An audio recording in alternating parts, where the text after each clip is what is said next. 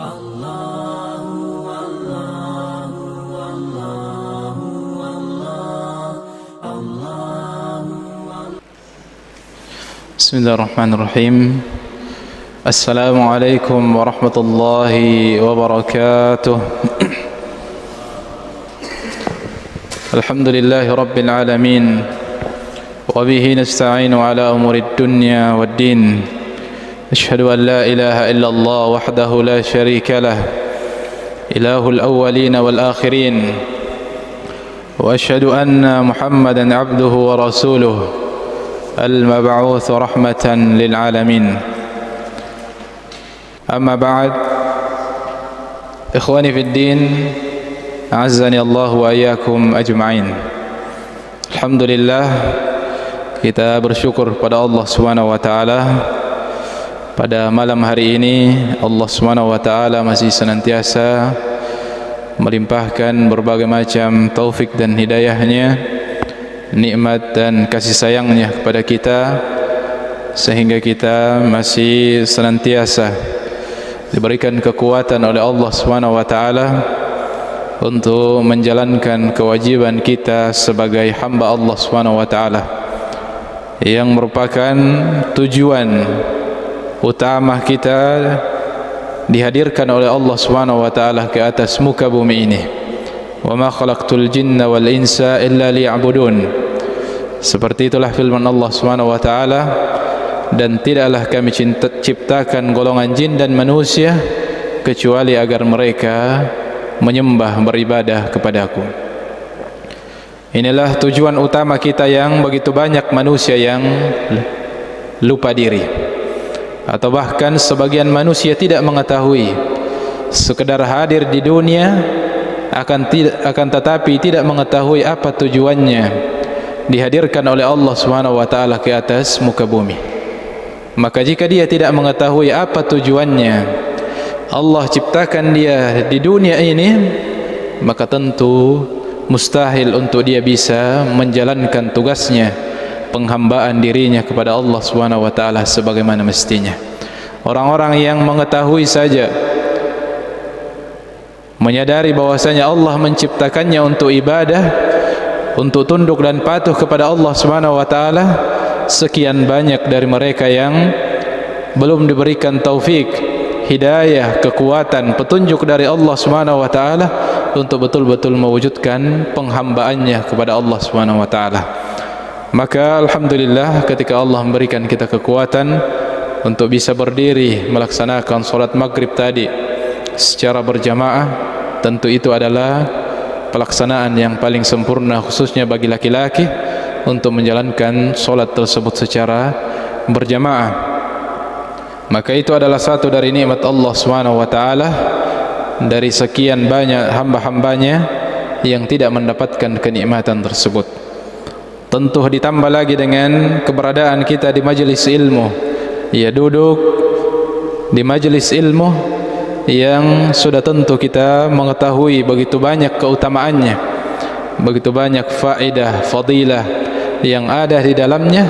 Tentu ini semua adalah nikmat yang patut kita renungkan, yang melebihi kenikmatan-kenikmatan dari sisi materi yang Allah Subhanahu wa taala berikan kepada kita.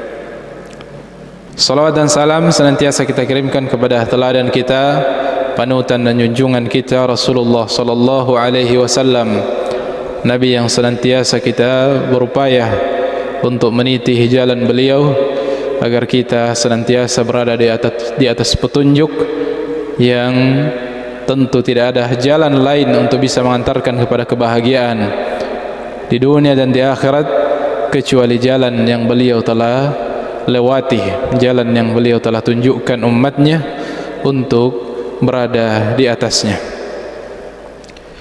Ikhwani fid din, a'azzani Allah wa iyyakum ajma'in. Kita masih pada pembahasan atau pada kitabus sunnah, pembahasan tentang at-targhib fi ittiba'il kitab was sunnah, motivasi Nabi sallallahu alaihi wasallam untuk mengikuti, untuk ittiba', mengikuti kitab petunjuk Al-Quran dan sunnah Nabi SAW dalam mengarungi kehidupan di atas muka bumi ini. Dan pada pertemuan yang lalu kita bacakan hadis yang pertama, namun belum kita selesaikan, atau kita bacakan secara ulang sebelum kemudian kita simpulkan beberapa faedah dari hadis tersebut. Hadis yang sahih yang diriwayatkan oleh sahabat yang mulia Al-Irbad Ibn Sariyah radhiyallahu anhu. Beliau meriwayatkan, wa'adhana Rasulullah sallallahu alaihi wasallam mau'izatan. Nabi sallallahu alaihi wasallam telah berwasiat kepada kami dengan wasiat yang wajilat minhal qulub, wasiat yang menggetarkan hati, menjadikan hati merasa takut kepada Allah Subhanahu wa taala. Wa dharafat minhal uyun, dan nasihat yang menjadikan mata-mata menangis.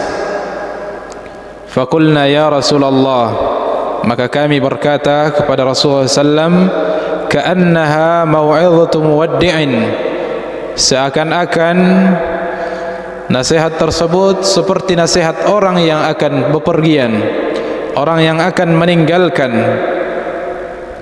Fa'awsana, lalu beliau berwasiat, beliau bersabda, usikum bitaqwallah, aku mewasiatkan kepada kalian wasiat yang terbaik, yang juga diwasiatkan oleh Allah Subhanahu wa taala berkali-kali di dalam Al-Qur'an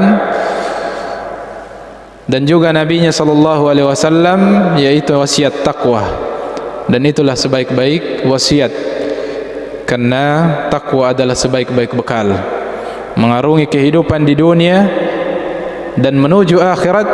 Sebaik-baik bekal seorang hamba adalah wa tazawwadu fa inna khairaz zadit taqwa, dan berbekallah karena sebaik-baik bekal seorang hamba adalah ketakwaan.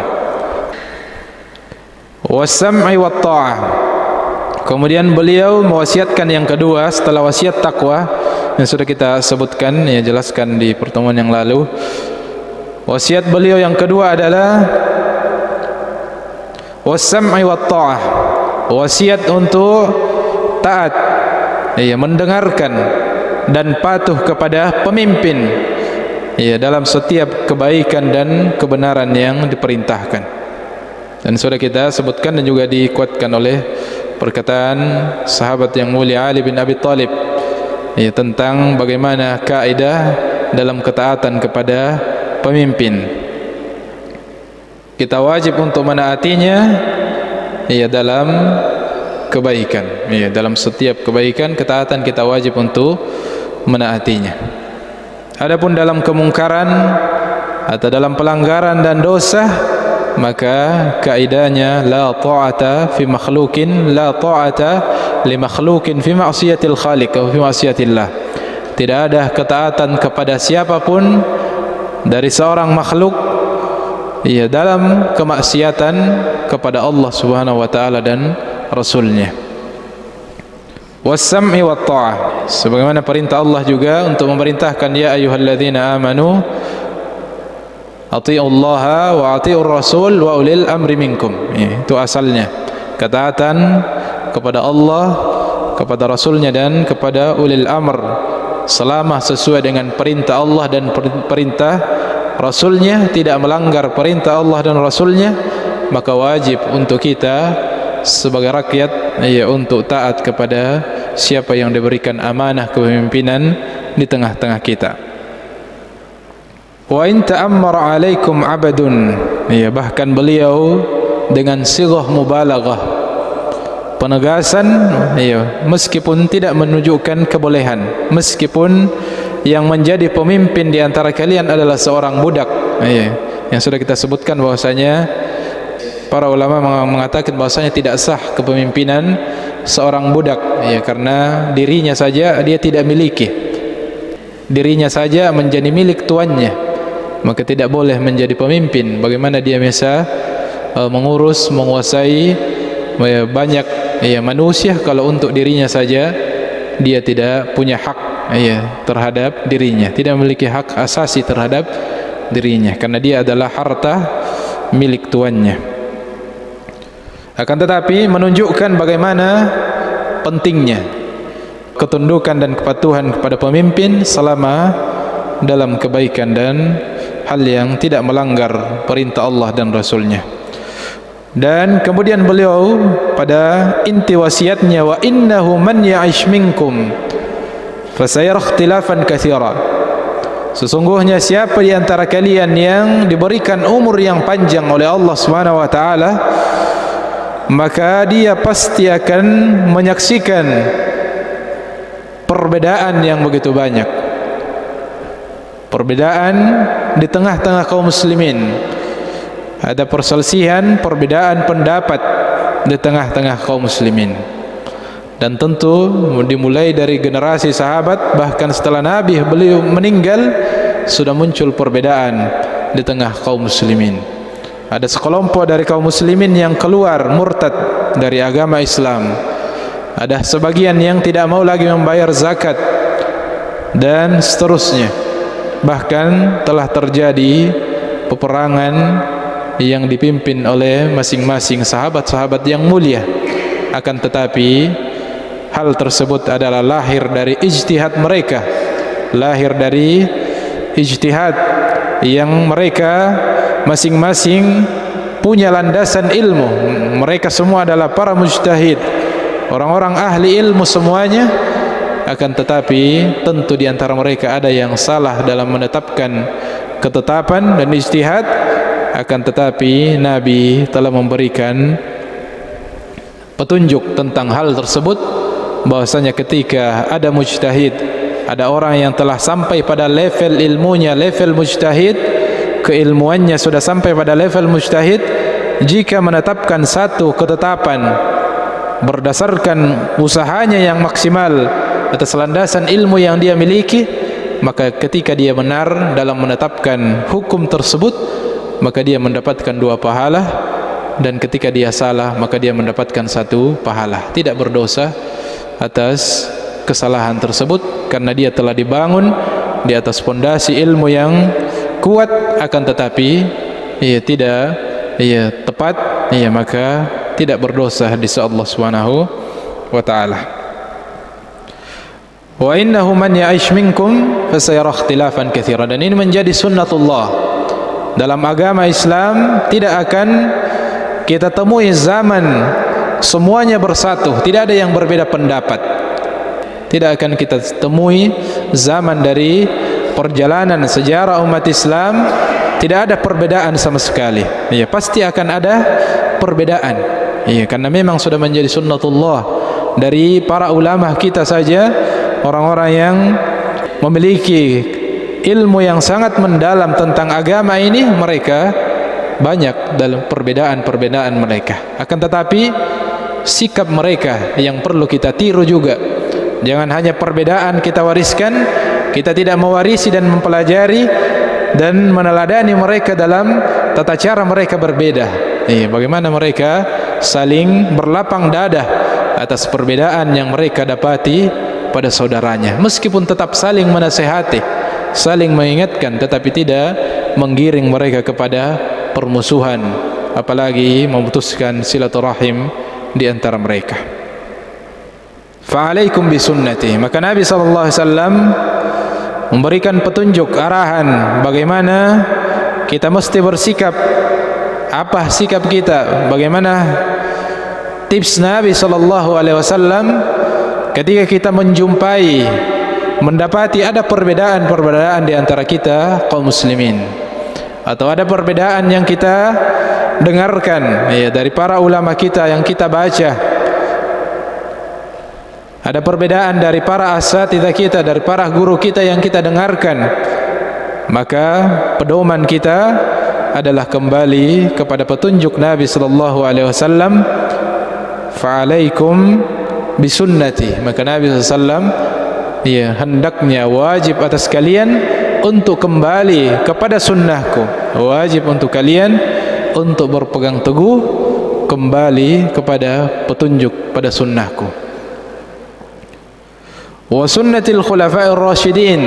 Dan ketika tidak dijumpai dalam sunnah Nabi sallallahu alaihi wasallam maka juga yang menjadi pegangan adalah sunnah para khulafaur rasyidin. Ya, begitu banyak ijtihad mereka, begitu banyak pendapat-pendapat mereka yang sudah kita sebutkan di antaranya ya salat tarawih secara berjamaah, meskipun sebelumnya Nabi SAW pernah kerjakan berapa malam kemudian ditinggalkan, akan tetapi dihidupkan kembali oleh Khalifah Umar bin Khattab radhiyallahu taala anhu.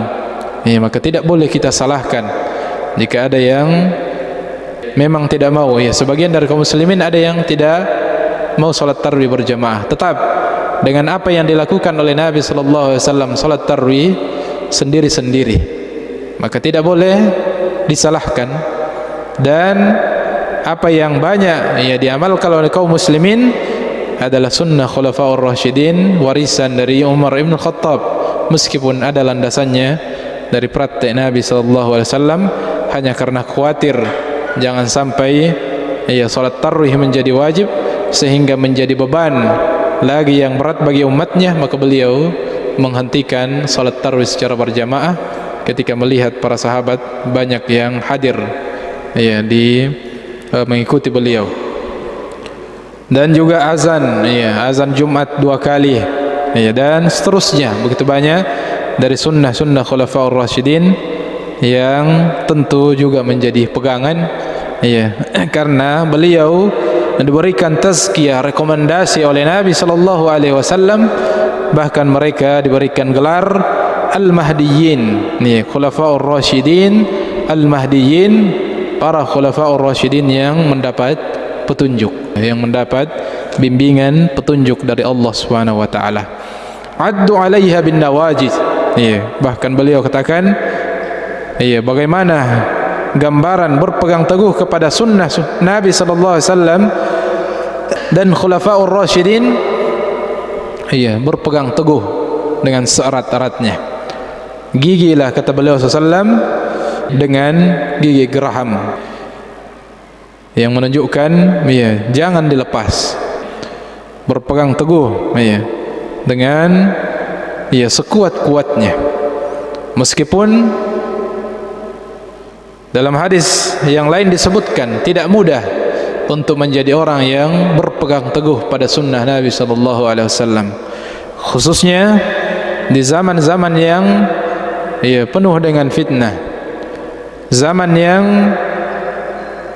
sunnah Nabi begitu banyak yang ditenggelamkan, sunnah Nabi begitu banyak yang dianggap asing, maka tidak mudah untuk menjadi orang yang berpegang teguh dengan sunnah Nabi sallallahu alaihi wasallam. Bahkan digambarkan bahwasanya berpegang teguh dengan sunnah Nabi sallallahu alaihi wasallam, dengan agama ini di zaman-zaman fitnah, ya seperti mungkin hari-hari ini yang merupakan ya zaman-zaman yang begitu banyak sunnah Nabi sallallahu alaihi wasallam yang ditinggalkan,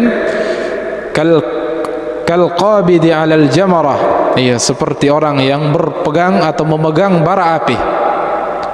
Ketika dilepas berarti dia akan binasa, dia akan tersesat karena melepaskan sunnah Nabi sallallahu alaihi wasallam. Akan tetapi ketika dia tetap berpegang pada sunnah tersebut, dia mesti menahan ya ujian yang berat, bagaimana menahan ya panasnya bara api. Maka perlu kesabaran ya dalam berpegang teguh pada sunnah Nabi sallallahu alaihi wasallam. Addu 'alaiha bin nawajid, ya peganglah, gigitlah dengan ya gigi geraham atau gigi taring.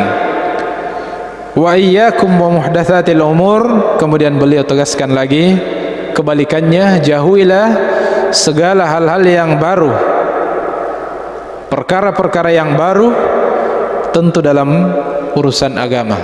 Ya, adapun dalam urusan dunia, dalam masalah-masalah dunia, perkara-perkara urusan dunia, maka tidak ada masalah dengan hal-hal yang baru. Nah, mobil baru, nah, HP baru, nah, atau penemuan-penemuan baru dalam urusan dunia, iya semuanya adalah hal yang tidak ada masalah. Iya, bukan yang dimaksud yang dilarang oleh Nabi SAW. Iya, jauhilah, hindarilah hal-hal yang baru. Yang dimaksud adalah dalam perkara agama, ya, dalam perkara urusan agama atau perkara yang disandarkan kepada agama, bahwasanya ini adalah perintah agama atau larangan atau sesuatu yang memiliki keutamaan dalam agama, sedangkan tidak ada petunjuknya dari Nabi sallallahu alaihi wasallam, itulah yang mesti kita hindari. Fa inna kulla bid'atin dhalalah, karena hal-hal baru dalam agama diistilahkan oleh Nabi sallallahu alaihi wasallam sebagai bid'ah, sesuatu yang baru ya, dalam agama. Wa kullu bid'atin dhalalah, sedangkan semua perkara baru dalam urusan agama yang tidak ada tuntunannya dari Nabi sallallahu alaihi wasallam, Nabi telah menetapkan kaidahnya, kullu bid'atin dhalalah, semua perkara-perkara yang baru diadakan dalam urusan agama, tidak ada landasannya dari Nabi SAW, dari Al-Quran dan hadis Nabi SAW, maka semuanya statusnya adalah dhalalah. Ini semua statusnya adalah Nabi SAW menetapkannya sebagai kesesatan. Itu ya, jalan yang keliru, ya, jalan yang tersesat, yang tidak akan mendatangkan kebaikan kelak di negeri akhirat, tidak mendatangkan pahala di sisi Allah Subhanahu wa taala. Ikhwani fid din, a'azzani Allah wa iyyakum ajma'in. Itu hadis pertama yang disebutkan oleh al-muallif rahimahullahu taala dalam bab motivasi Nabi sallallahu alaihi wasallam dalam berpegang teguh terhadap kitab dan sunnah. Secara singkat ada beberapa faedah atau beberapa poin faedah yang bisa kita ambil dari hadis Nabi sallallahu alaihi wasallam tadi. Yang pertama, al-wa'dhu wan-nushu wal-irsyadu minhajur rusul wa tariqud du'a wa tariqu ad-du'a. Bahwasanya nasihat, wasiat, peringatan, pengarahan adalah jalannya para rasul. Ya, bahkan itulah tugas utama mereka. Itulah pekerjaan utama mereka, diutus oleh Allah Subhanahu wa taala untuk mengarahkan manusia, memberikan wasiat, memberikan peringatan, ya, memberikan petunjuk kepada umat manusia. Itulah profesi para rasul. Dan wa tariqud du'a, ya, dan ini adalah jalan yang diwariskan oleh para dai, yang menunjukkan kemuliaan dan tugas mulia bagi para duat, para dai, mewarisi profesi utama dari para rasul yang diutus oleh Allah Subhanahu wa taala untuk senantiasa memberikan wasiat, untuk senantiasa memberikan peringatan, untuk senantiasa memberikan arahan dan wejangan. Kemudian yang kedua, ya, dan wasiat merupakan bagian yang sangat penting dalam agama kita. Ya, nasihat menjadi perkara yang sangat urgen dalam agama Islam. Ya, bahkan Nabi SAW mengungkapkan dalam sabdanya, ad-dinun nasihah. Ya, agama itu adalah nasihat. Bahwasanya seluruhnya agama tersebut adalah nasihat, yang menunjukkan pentingnya perkara nasihat dalam agama ini. Maka jangan bosan memberikan nasihat dan jangan sombong dalam menerima nasihat, karena memang merupakan bagian dari agama kita. Bahkan Umar bin Khattab bahkan senang, ya, kalau disampaikan kepadanya kesalahan-kesalahannya, ya, bahkan senang dan mendoakan orang yang mengkritiknya, ya, orang yang atau menyampaikan tentang kekeliruan atau kesalahan yang mungkin dipandang oleh orang lain terhadap dirinya, maka beliau justru senang dan mendoakan. Ya, dan ini sikap yang patut untuk diteladani dan mendoakan dan mengatakan, rahimallahu man ahda ilayya uyubi. Ya, semoga Allah merahmati siapa saja yang menghadiahkan kepadaku aib-aibku. Ya, menganggapnya sebagai hadiah, menganggapnya sebagai sesuatu yang baik ketika ada yang memberikan kritikan kepadanya. Ya, dan ini perlu, ya, kita sikapi. ya, dengan penyikapan yang benar. Jika ada di antara saudara kita yang menyampaikan sesuatu yang mungkin dalam pandangannya adalah sesuatu yang keliru, maka mestinya kita berterima kasih, ya, dan bisa menjadi bahan untuk introspeksi diri, karena terkadang pelanggaran, ya, kita tidak lihat pada diri kita dan saudara kita lah yang melihatnya.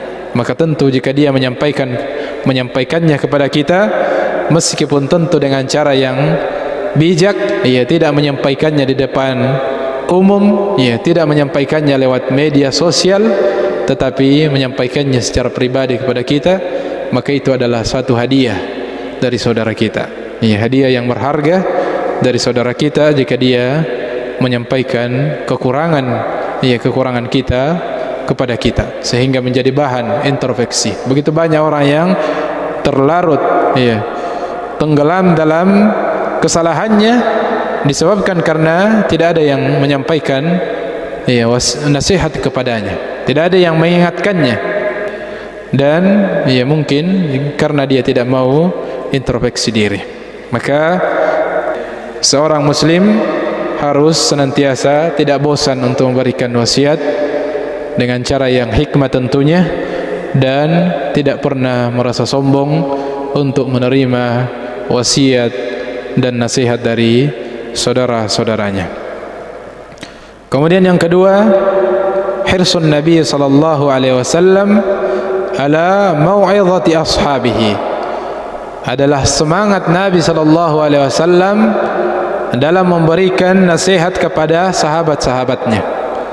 Ya, dan ini gambaran sahabat yang terbaik. Di antara karakter dan ciri persahabatan yang baik adalah persahabatan yang dibangun di atas at-tawasuh, persahabatan yang dibangun di atas saling menasihati. Apalagi seorang nabi yang memang tujuannya, fungsinya utamanya adalah memberikan nasihat kepada para sahabat dan kepada seluruh umat yang kepadanya beliau diutus. Bahkan memberikan wasiat-wasiat terbaik. Ya'ti bil mawa'idh mu'athirah, ya, beliau senantiasa datang dengan wasiat-wasiat yang terbaik, wasiat-wasiat yang memberikan pengaruh, athar di dalam hati-hati para sahabat. Tujilu minhal qulub, yang menyebabkan hati-hati bergetar, yang merasa takut kepada Allah Subhanahu wa taala, ya, wa tadrafu minhal uyun, dan nasihat-nasihat yang memberikan atau menyebabkan mata-mata mencucurkan air mata, menunjukkan Nabi SAW senantiasa memberikan wasiat-wasiat terbaiknya kepada para sahabatnya, wasiat-wasiat yang bisa memberikan manfaat kepadanya.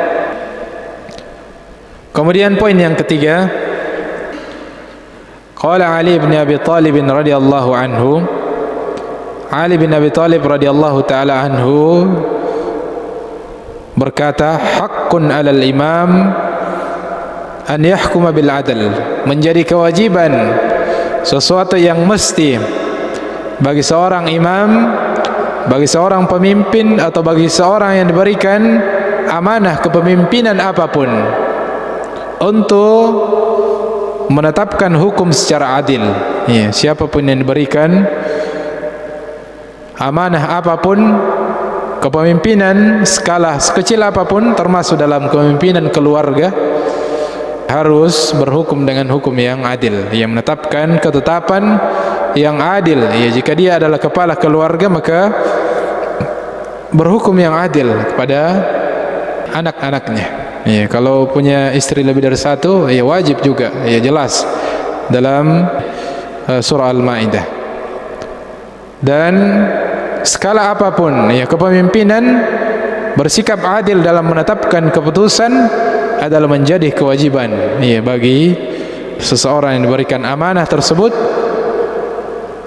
Wa yu'addil amanah, ya, dan menjadi kewajibannya untuk menunaikan setiap amanah, tugas yang telah menjadi tugasnya, kewajibannya untuk dia jalankan.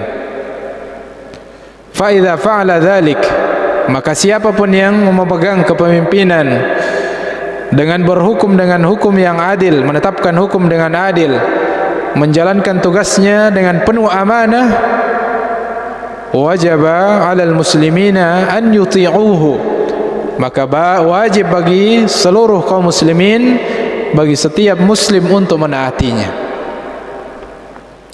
Wa alla ya'muru bi ma'siyatillah, dan sebaliknya dia tidak boleh atau haram baginya untuk memerintahkan orang-orang yang ada di bawah kepemimpinannya pada sesuatu yang maksiat, melanggar perintah Allah Subhanahu wa taala dan Rasulnya. Fa in amara bi ma'siyatin fala sam'a lahu wala ta'ah, maka kapan dia memerintahkan pada satu hal yang sifatnya maksiat kepada Allah dan Rasulnya, maka hilang hak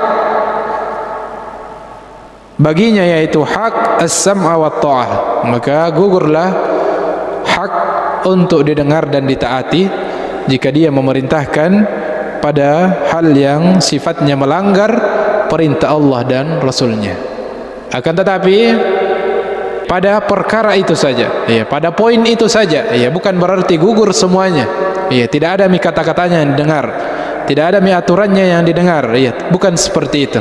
Ya, ketika ada kita dapati kekurangan, pelanggaran pada orang-orang yang merupakan pimpinan kita atau pemimpin kita, maka tidak ada hak untuk mendapatkan ketaatan dan kepatuhan pada poin maksiat yang dia perintahkan. Adapun hal-hal lain yang tidak melanggar perintah Allah dan Rasulnya, maka tetap wajib pada perkara-perkara tersebut ketaatan dan kepatuhan kepadanya, ya.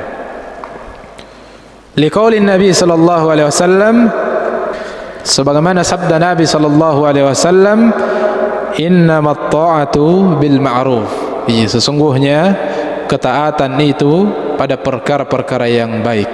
Sesungguhnya ketaatan itu pada perkara-perkara yang ma'ruf.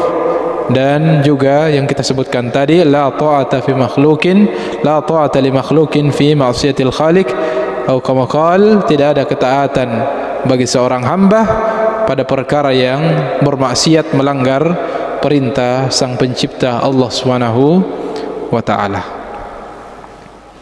Kemudian poin yang keempat yang merupakan faedah dari hadis yang kita sebutkan tadi, zuhuru ayatin min ayatir Rasul sallallahu alaihi wasallam, bahwasanya pada hadis tersebut ada tanda di antara tanda-tanda kenabian dari Nabi sallallahu alaihi wasallam, yaitu mengetahui sebagian dari perkara-perkara yang akan terjadi di masa yang akan datang berdasarkan wahyu dari Allah Subhanahu wa taala.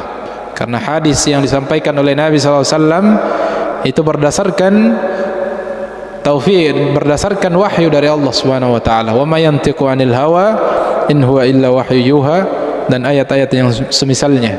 Tidaklah Rasulullah SAW itu berbicara berdasarkan dorongan hawa nafsunya semata, ya, in huwa illa wahyu yuha, ya, melainkan wahyu yang diwahyukan kepadanya, ya, melainkan wahyu yang Allah Subhanahu wa taala wahyukan kepadanya. Jadi hadis-hadis Nabi SAW juga adalah wahyu yang terjaga.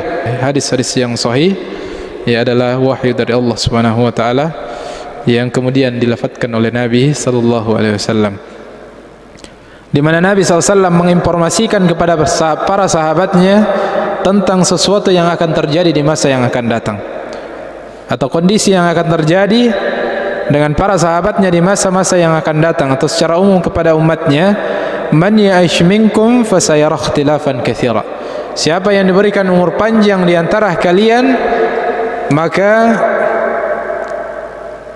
dia akan mendapati banyak perbedaan, banyak perselisihan di tengah-tengah kaum muslimin.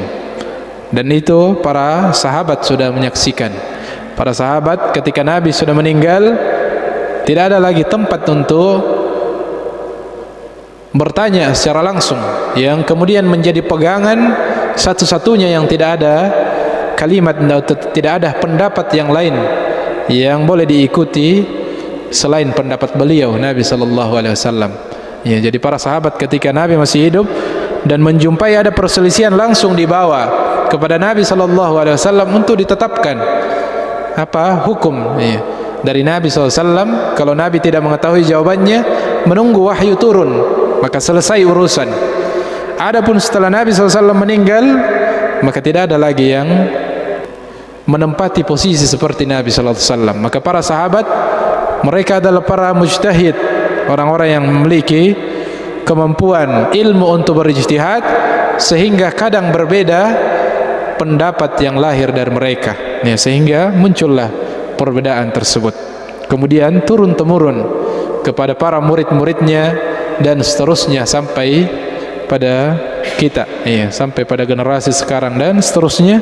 Pasti masih akan terus ada perbedaan-perbedaan pendapat di antara kaum muslimin. Akan tetapi tentunya Nabi SAW telah mengarahkan, telah memberikan petunjuk bagaimana kita mestinya melewati, bersikap terhadap perbedaan tersebut, sehingga perbedaan tersebut tidak menjadi bencana, tidak menjadi fitnah, tidak menjadi kerusakan di tengah-tengah kaum muslimin. Nabi SAW mengabarkan akan terjadi perbedaan, dan para sahabat yang berumur panjang atau masih diberikan umur oleh Allah Subhanahu wa taala setelah peninggalnya Nabi SAW menyaksikan itu, menyaksikan apa yang Nabi SAW telah sampaikan sebelumnya, bahwasanya akan terjadi banyak perbedaan-perbedaan pendapat di tengah-tengah kaum muslimin. Kemudian poin berikutnya, luzumut tamassuki bis sunnati Nabi sallallahu alaihi wasallam la siyama 'inda ikhtilafi wat tafarruq. Pentingnya, wajibnya untuk berpegang teguh terhadap sunnah Nabi sallallahu alaihi wasallam, dan itulah poin inti dari hadis tersebut.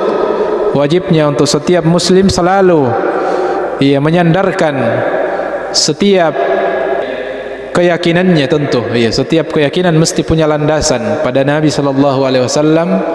Setiap ucapannya, ibadahnya, dan hal-hal yang disandarkan kepada agama, semuanya mesti berlandaskan pada sunnah Nabi sallallahu alaihi wasallam, petunjuk dari Al-Quran dan hadis Nabi sallallahu alaihi wasallam. Dan para sahabat adalah contoh dan teladan terbaik.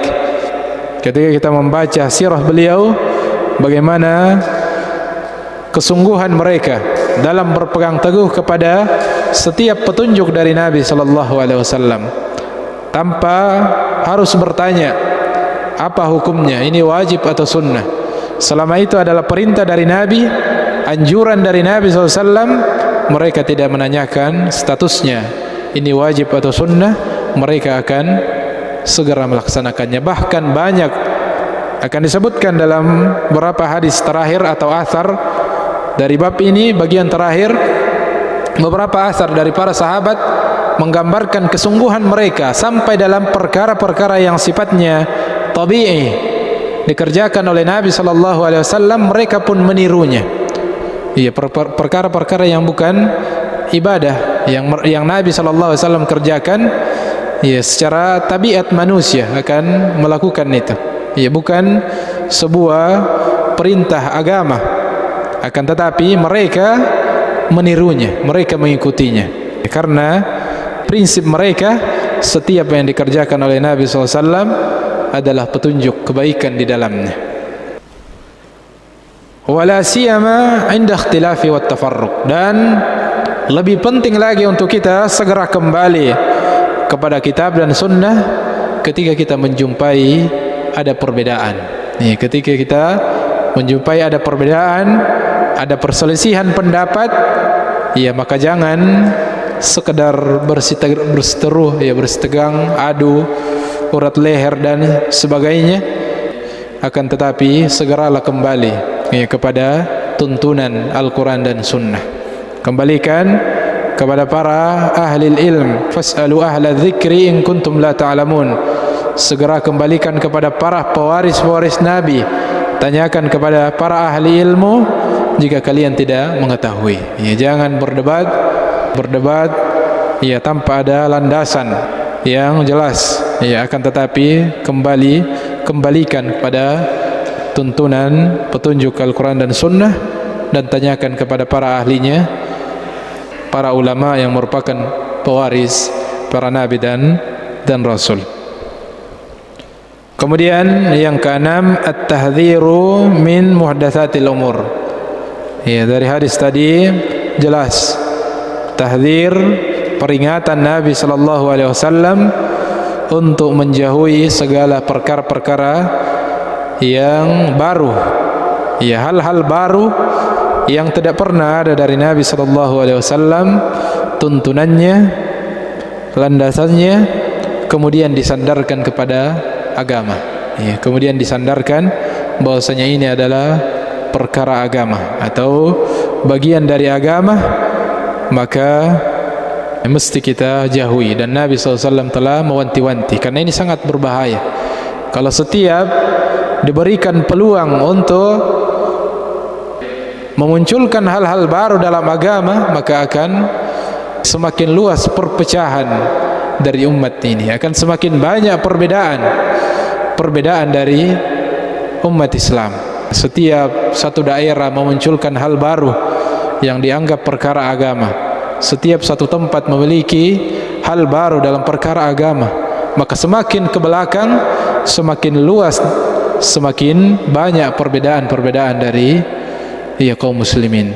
Nabi SAW saja begitu ketat dalam melarang untuk memunculkan dan menyandarkan perkara-perkara baru terhadap agama.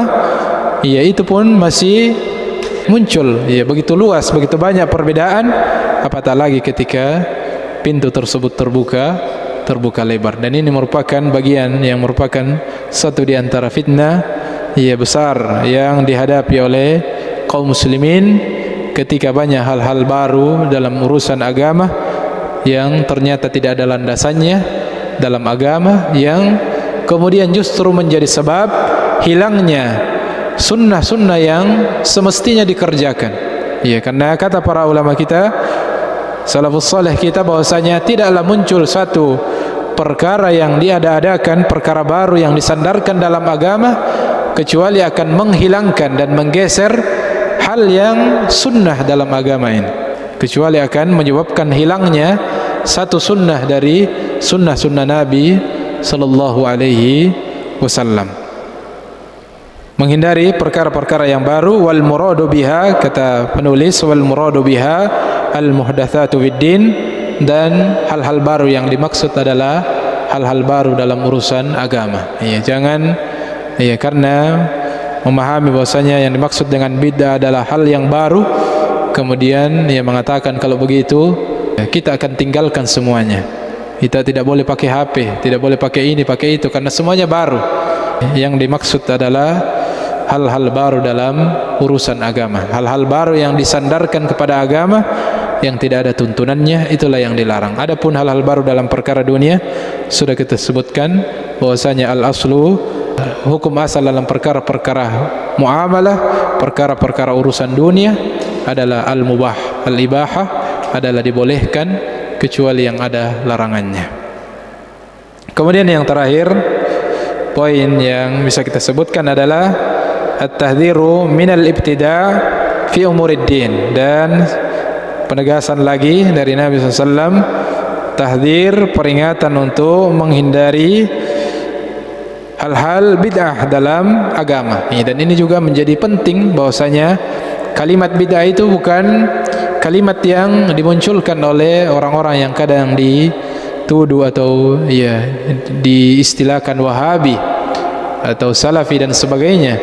Tetapi kalimat bid'ah ini adalah kalimat yang datang dari Rasulullah sallallahu alaihi wasallam. Kalimat yang kita tidak boleh alergi dengannya. Kalau sudah mengatakan, mendengarkan kalimat bid'ah, sudah mencap, ini ekstrim ini. Garis keras. Kenapa muncul kata-kata bid'ah? Padahal Nabi sendiri yang mengeluarkan kalimat tersebut. Wa kullu bid'atin dhalalah, kata beliau, semua bid'ah adalah kesesatan. Dan Ibnu Abbas qala rajulun li Ibnu Abbas radhiyallahu anhuma, ya seorang sahabat, seseorang ia bertanya, ya, dan juga wasiat Ibnu Mas'ud nih sebelumnya, ittabi'u wa la tabtadi'u, ikutilah sunnah Nabi sallallahu alaihi wasallam dan tidak perlu kalian membuat yang baru. Yang Nabi contohkan begitu banyak, masih begitu banyak yang kita tidak kerjakan. Ya, buat apa kita mencari yang tidak ada tuntunannya? Faqad kufitum, karena sungguh kalian, agama kalian telah dicukupkan, petunjuk untuk kalian telah cukup. Wa qala rajulun Ibnu Abbas radhiyallahu anhuma, dan seorang berkata kepada Ibnu Abbas radhiyallahu taala anhum, meminta nasihat, usini, ya, wasiatkan, berwasiatlah, nasihati aku.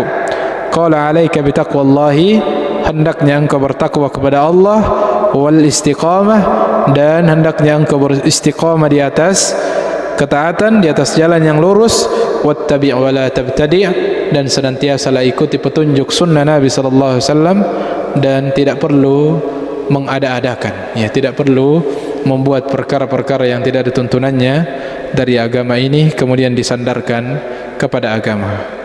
Semoga Allah Subhanahu wa taala senantiasa memberikan kita taufik, kekuatan untuk senantiasa menjadi umat Nabi sallallahu alaihi wasallam yang muttabi'in, mutamassikin bi sunnatihi sallallahu alaihi wasallam. Segala yang benar datangnya dari Allah, jika ada hal-hal yang keliru mohon diluruskan, dan kita beristighfar kepada Allah Subhanahu wa taala dari kesalahan dan kekeliruan tersebut dengan doa kafaratul majlis. Subhanakallahumma wa bihamdik, asyhadu an la ilaha illa anta, astaghfiruka wa atubu ilaik, wa akhiru da'wana alhamdulillahi rabbil alamin.